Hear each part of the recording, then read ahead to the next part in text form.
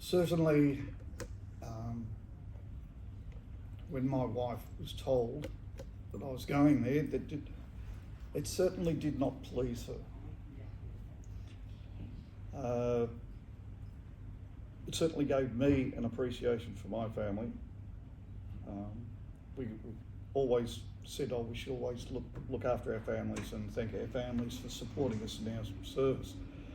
However, when you do deploy, you realise that separation, from her perspective, could be the last time she ever sees me. It never entered my mind, but that was her perspective. And you've got to respect that. She didn't know what we were going into.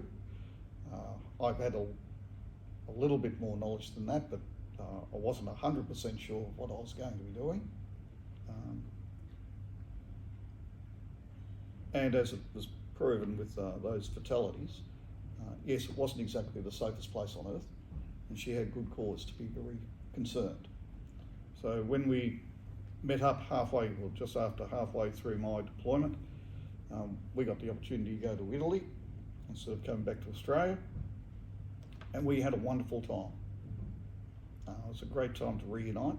I'm trying to see it from her perspective more than mine.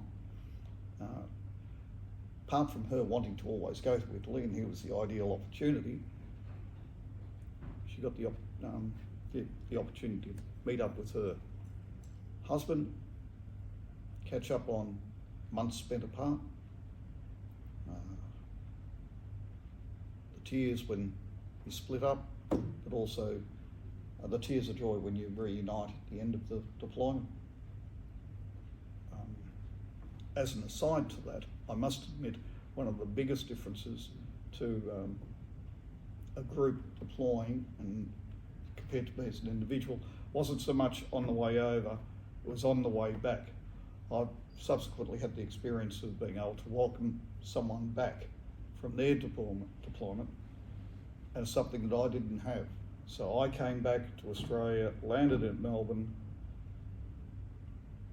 to see no one around.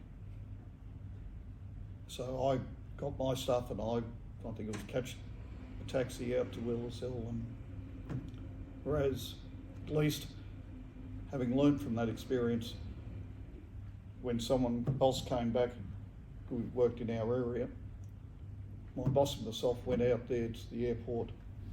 We did a meet and greet, made sure he was looked after when he came back to Puckapunyal, and then he could go home.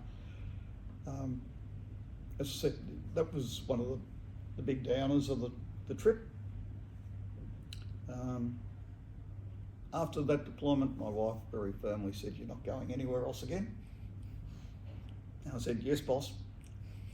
And we've lived almost happily ever after.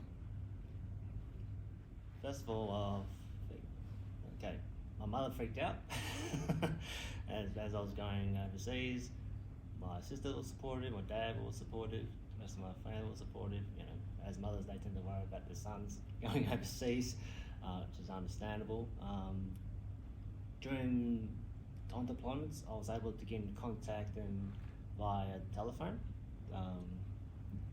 Even though the telephone time wasn't long, but the time zone differences were made it challenging. So I think I made it about 5 phone calls and lots of snail mail correspondence was going to and from, which made things, a bit more manageable over there. So when I came back from deployments, when I opened the front door, the first person who greeted was my sister. The first thing I remember she said to me, "Will, you look 4 years older." So what do you mean? I've been gone for almost 6 months. It's like, you look 4 years older. Then it hit me. Then that, all the stress I've been through, that unfortunately, added a few more creases on my forehead, so, that was quite an eye-opening experience. Apart from that, I think that was the last time I've been on operational deployment, because I was medically discharged in January 2012. So So I knew that, you know, my time had come to an end. So, but since then, I had some of my family members always ask me other questions what I did, not particularly Afghanistan, mainly in the Middle East, but, you know, I always say to them, like, the standard answer, like, I can't talk about too much because, you know, it's still hush hush. Maybe such a time when I'm an old man that I'm able to maybe tell a story, but in the meantime, I'll tell it it's all still hush hush.